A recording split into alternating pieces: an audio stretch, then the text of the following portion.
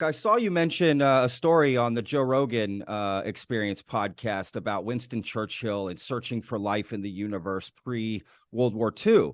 And as much as I love Joe Rogan, he kind of didn't let you finish that and what you thought about it. So I wanted to give you an opportunity to just retell that story and its implications, what you feel that meant. Well, so Winston Churchill, he was a historian. He was also a very good writer, and he actually wrote an essay about extraterrestrial life and the search for other civilizations, and didn't have a chance to publish it because he became prime minister in England during the Second World War and was very much engaged in curing human self-inflicted wounds, so to speak. And then eventually it came to light, this essay. But what I said is, if we were to invest all the energy and human lives and resources that were wasted basically on the Second World War, if we were to invest it in science, we could have learned much more about the question that was of interest to him before the war, whether extraterrestrials are out there. And in fact, I did a calculation just a month ago, which is the amount of money that we are spending on military budgets worldwide is $2 trillion a year. And my point is, if we were to listen to the words of John Lennon, when he said, imagine all the people living in peace, and we were to accept his vision and say, it's a waste of our energy, resources to try and kill each other, let's live together as equal members of the human species. Who cares how much territory a given nation has, and that we should not waste lives of people and resources on, killing others for that purpose. Then we would suddenly have a surplus of $2 trillion a year. And what can we do with it? Well, one thing we can do is space exploration. And it turns out that with that money, you can send a CubeSat, a probe, to every star in the Milky Way galaxy within a few decades. So by the end of this century, we would be able to send a probe to every star, tens of billions of them in the Milky Way galaxy. Just think about it, using conventional rocket propellants, and they would get to those stars within 500 million years. So what I'm saying is, imagine another civilization which is better than us.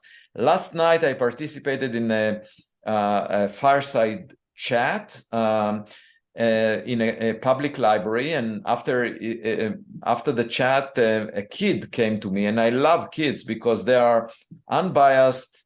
They are still they have their beginner's mind, which is a term that Zen Buddhism advocates.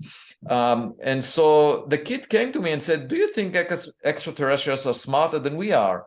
And I said, I surely hope so, because then we can learn from them how and aspire to have a better future than our past. And that's what I said to the kid. And I believe in that. So if you just imagine another civilization being better than us, smarter than us, in other words, exploring space and, rather than killing each other, then the probes that they send might be inside the solar system, close to us. And when you go to your backyard at home, then, you find rocks, and you might assume, okay, anything that comes from the cosmic street must be the rocks of the type that I see in my backyard. Well, that's wrong, because every now and then you get a tennis ball that was thrown by a neighbor. And only over the past decade, we were able to search for objects that came from outside the solar system, from outside our neighborhood, and sort of from the cosmic street. And guess what? The first three objects looked anomalous. The first two were meteors, roughly a meter in size, and they are much tougher than all the space rocks we had seen from the solar system. And we are going after one of them this summer, actually, to figure out its composition. Why was it so much tougher than rocks that we are familiar with? And the third object from interstellar space was Oumuamua, this object discovered in 2017 that had a lot of peculiarities that I wrote my book, Extraterrestrial, about, and that some people still try to explain as an iceberg, without great success, I should add.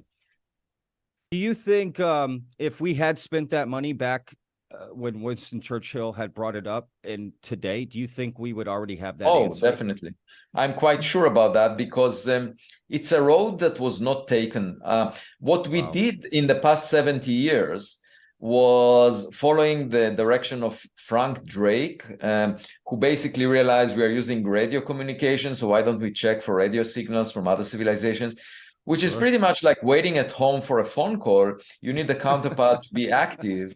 Yeah. And if nobody is calling you, you will not hear anything at the time that you are listening. Of course, they might call you, before you were born, which is the case if, most stars formed billions of years before the sun. So we may have heard radio signals here on Earth. They intercepted the Earth billions of years ago. We just came to the scene only a few million years ago. So, and we developed radio communication only over the past century, 127 years since Marconi.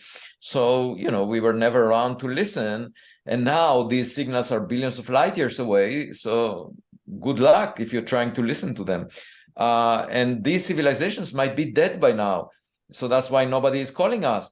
That's a very different approach than the one I'm advocating. I'm saying, instead of looking for signals that arrive to us at the speed of light, which escape from the Milky Way galaxy, let's look for packages in our mailbox. And those spacecraft, like the ones that we launched to interstellar space, they move at a speed that is 10,000 times smaller than the speed of light. So they are bound by the gravity of the Milky Way galaxy. So they are still around, sort of like plastic trash in the oceans.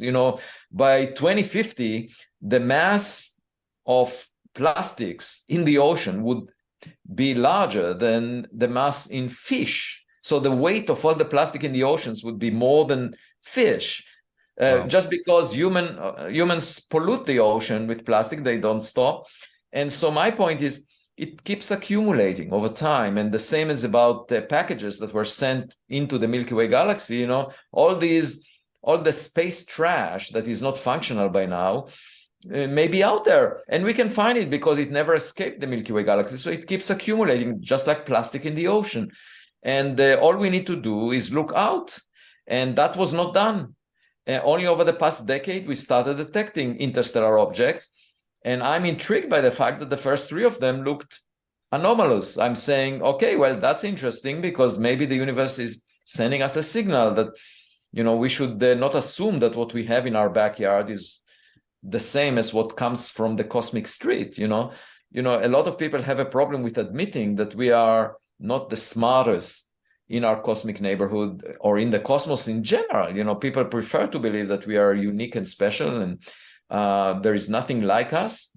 We're the pinnacle of creation. And of course, the best way to win the competition, the cosmic competition, the best way to win it is if we are alone, right? If there is nobody to compete with, we won. But if there is another kid in our cosmic block, that might be challenging for us. And, my daughters, when they were young, and they tended to believe that they are the smartest in the world because they compare themselves to the family members that were at home. And once we took them to the kindergarten, they realized that there is a smarter kid on the block. So that's really the psyche, that makes this subject so sensitive. I mean, there is a nerve in human existence. I mean, that many people are offended by the idea that there might be a smarter civilization out there. And as a result, they push back. And that includes the mainstream of the scientific community, my colleagues, that basically ban any discussion on this, including the SETI community, which is supposed to be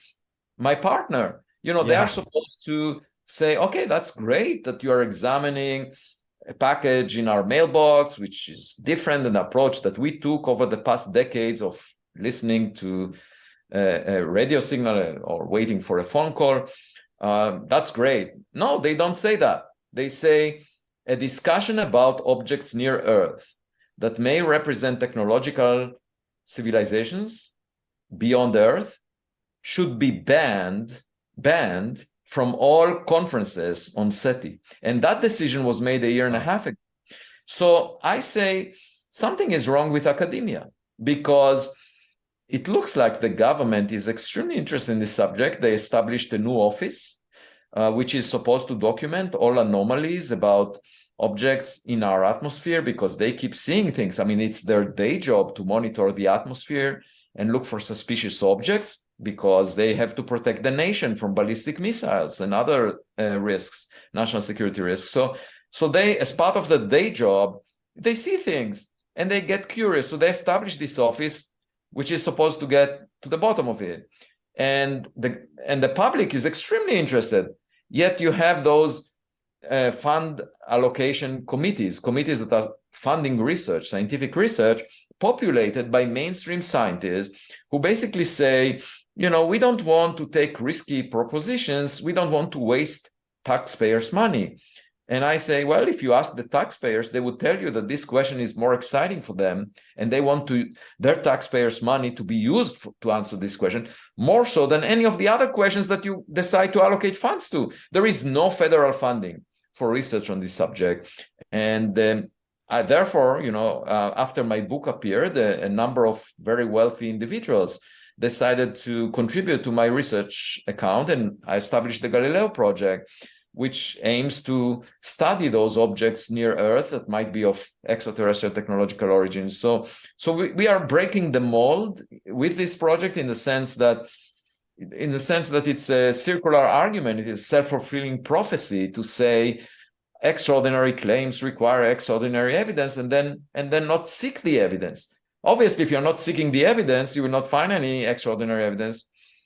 But actually, that's not what physicists do, the scientists do, because for several decades, there was an extraordinary claim that a new symmetry of nature exists. It was called supersymmetry. And mainstream physicists said, yeah, definitely. I mean, since I started doing physics, like 35 years ago, they were saying this supersymmetry must be in a natural range of parameters. Let's build an accelerator that will smash particles so that we can see evidence for particles associated with this symmetry that may account also for the dark matter, most of the matter in the universe. And then $10 billion were invested. Nobody said it's an extraordinary claim that requires extraordinary evidence, therefore we shouldn't work on it. They said, no, that's an extraordinary claim. Let's put $10 billion to testing it. And guess what? We didn't find anything with the Large Hadron Collider so far. But the way science is done is, if there is something intriguing, you spend money. So I say extraordinary evidence requires extraordinary funding. Okay, rather than the statement that is Sagan's standard. My standard is extraordinary evidence requires extraordinary funding. And, if we spend the money on the search, it's a road that was never taken. And there is a chance that we will find some low-hanging fruit. It's fascinating to hear that the reason we potentially haven't found that there's life in other planets is Adolf Hitler. Because he started World War II. We can blame Adolf for that too. I think we came from a long history. The human species existed for a few million years. Okay, and most of this history was shaped by zero-sum games. In other words, if one tribe benefits, it's at the expense of another tribe. Sure. That's why we have polarization in politics right now. Sure. But what I wanted to suggest is science is not zero-sum game. Science is an infinite sum game, where if you gain new knowledge about nature, everyone benefits, because then you ask new questions and you gain even more knowledge. So it's like an infinite frontier. You can benefit forever. In George Orwell's 1984, the novel that he wrote, the party's slogan was "Ignorance is strength." Now, you might think that this doesn't apply today. You might think that scientists would never advocate that.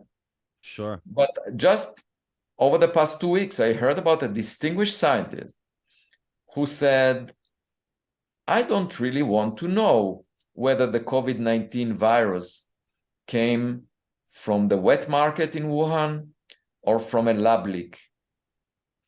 And in other words, ignorance is strength, according to that person. Wow. And why do we need to change that slogan? As I told my students in class, I said, knowledge is strength, because If there was a biological Chernobyl that was responsible for this pandemic, we need to know that to prevent it in the future. And the same is true about our cosmic neighborhood.